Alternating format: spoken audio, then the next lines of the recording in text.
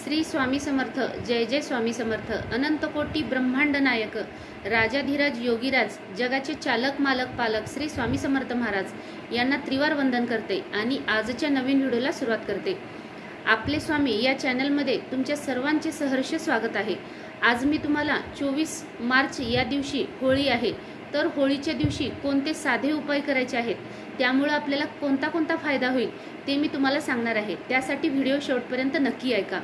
होळीच्या दिवशी आपल्याला कोणते उपाय करायचे आहेत। नंबर 1 पहिला उपाय आहे, ज्यांना राहू दोष आहे त्यांनी काय करायचं आहे, मोठा गोलाकार खोबळा घ्यायचा आहे आणि त्याला एक छोटंसं छिद्र पाडायचं आहे। त्याच्यामध्ये जे आपण भाजीसाठी तेल वापरतो ते तेल भरायचं आहे। त्याच्यानंतर त्याच्यामध्ये 2-3 गुळाचे खडे टाकायचे आहेत आणि गुळाचे खडे टाकल्यानंतर ज्या व्यक्तीला राहू दोष आहे असं सांगितलेलं आहे त्या व्यक्तीच्या अंगावरून 7 वेळा उतरायचा आहे आणि ज्या ठिकाणी होळी पेटवलेली आहे त्या ठिकाणी तो उतरून टाकल्यानंतर होळीमध्ये तो खोबर गोटा तशाचा तसा अर्पण करायचा आहे। ज्यांना राहू दोष आहे त्यांच्यासाठीचा हा उपाय आहे।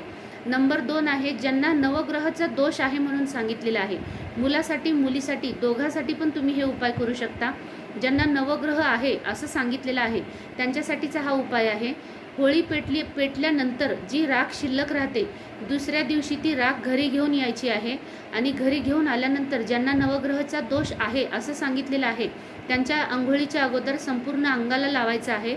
अंगाला लावल्यानंतर आंघोळ करायची आहे। जितके दिवस तुमच्याकडे राख ती शिल्लक आहे तितके दिवस तुम्ही आंघोळ करू शकता।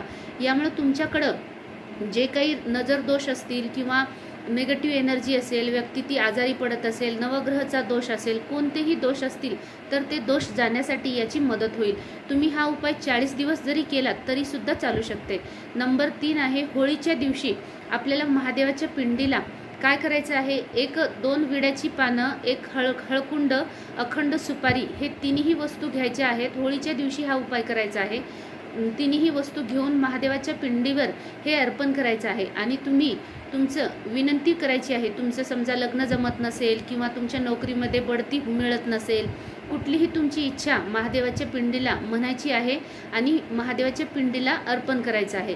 हा पण चांगला प्रभावी उपाय आहे, सर्वांनी जरूर करून पहा। नंबर 4 आहे, होळीच्या दिवशीच हा पण उपाय करायचा आहे।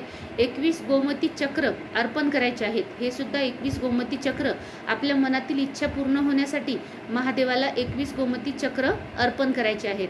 त्यानंतर आहे 40 दिवस, होळीच्या दिवशीपासून 40 दिवस आपण काय करायचं आहे, बजरंगी बाणाची पाठ वाचायचे आहेत। होळीच्या दिवशीपासून सुरुवात करायचं आहे। पुढे 40 दिवस आपण बजरंगी बाणाचे पाठ दररोज 3 वाचन करायचे आहे। यामुळे सुद्धा नोकरीमध्ये बढती होण्यासाठी मदत होईल, घरामध्ये सुख शांती लाभेल, तुमच्या मनातील जी काही इच्छा आहे ती इच्छा पूर्ण होण्यासाठी सुद्धा मदत होईल।